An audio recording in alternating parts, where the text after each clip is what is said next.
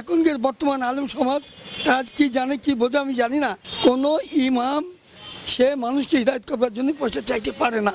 আর ধর্ম ব্যবসায়ী আলেম আলী তাকে বর্জন করতে বলেছেন যে কোনো ধর্ম ব্যবসায়ীকে প্রাধান্য দেবো না, কারণ আল্লাহ রসুল কোনো দিন একটি টাকা কোনো মানুষের কাছে নেয়নি। উনি যখন কালেমার দাওয়াত দিয়েছেন লা ইলাহা ইল্লাল্লাহু মুহাম্মদ রাসূলুল্লাহ, সকল মানুষকে বলেন যে আসেন আপনারা এই কলেমা পড়েন এবং ইসলাম ধর্ম গ্রহণ করেন, এবং উনি কিন্তু তখন কারো কাছে একটি টাকাও নেন নাই, বললেন। বরঞ্চ কাফেরদের দ্বারা উনি অত্যাচারিত হয়েছেন, নির্যাতিত হয়েছেন, রক্তপাত হয়েছে, তারপরেও উনি হাত তুলে আল্লাহর কাছে বলেছেন আল্লাহ এই মানুষদের তুমি হিদায়ত কর এবং তারা যেন ইসলামে দীক্ষিত হয়, এটা তারা বুঝতে পারে তোমাকে। তো আর যার পরিপ্রেক্ষিতে সেই যুগের থেকে নিয়ে নিই এখনকার বর্তমান আলেম সমাজ তারা কি জানে কি বোঝে আমি জানি না। তবে আলেম সমাজের পরে আমাদের ভক্তি আছে, শ্রদ্ধাও আছে, যে তারা আদর্শভাবে চলে, কিন্তু তারপরেও তারা ইসলামের জন্য এই পয়সা নেয় বা বিভিন্ন মসজিদ দান বা এখানে দান ওখানে দান, সৃষ্টির জন্য একটু কিছু নিতে পারে। সৃষ্টির জন্যই একটা মসজিদ গড়বে, সেখানে কিছু পয়সা সবাই 10 জনে মিলে একটা মসজিদ করলো, 10টা মুসলমান সেখানে নামাজ পড়লো, এই জন্যই নিতে পারে, কিন্তু ব্যক্তি স্বার্থের জন্য না।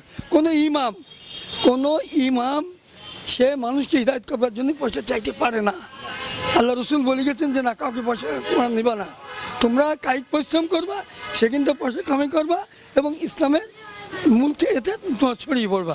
আল্লাহ কোরআনে বলছেন যে বিসমিল্লাহির রহমানির রহিম কোন সাদিকিন, হে মানুষ তুমি একজন জ্ঞানী এবং ভালো মানুষের সংস্পর্শে যাও। যার পরিপ্রেক্ষিতে আল্লাহ বলেছেন যে তোমরা একটা ভালো এবং জ্ঞানী মানুষের সংস্পর্শে যাও, তার কাছে জ্ঞান লাভ করো, এই ইসলামকে তোমরা এগিয়ে নাও। মানুষের ভাই, আমরা হিন্দু হতে পারি, মুসলমান হতে পারি, বৌদ্ধ হতে পারি, খ্রিস্টান হতে পারি, কিন্তু আল্লাহ পেশার দেননি কোনো দিন যে ইসলাম তোমাদের ধর্ম করতেই হবে না, কোনো পেশা নেই। তুমি ইসলামের কথা বলবা, রসুলের কথা বলবা, তুমি আল্লাহর কথা বলবা। কেউ যদি সহজ ইসলাম ধর্ম গ্রহণ করে তাকে আমন্ত্রণ জানাবা, যারা করবে না তাদের প্রতি অত্যাচার অনাচার মারামারি কোনো কিছু করা যাবে না। আল্লাহ বলছেন যে লাকুম দিন হুকুম আলিয়ার দিন, যার যার ধর্ম তার কাছে, তাই না? সেই ক্ষেত্রে আমার বলা হচ্ছে যে সকল মানুষের যে মানুষ হওয়াকে আলেমদের পিছনে তারা নামাজ পড়বে, যাতে একটি জাতি বেজাল ইমাম, আল্লাহ বলছেন যে তুমি ইমামের পিছনে কাতার বন্দি হয়ে নামাজ পড়ো। সেই ইমামটা যদি পীরও হয়, সেই পীরের পিছনে নামাজ পড়ো।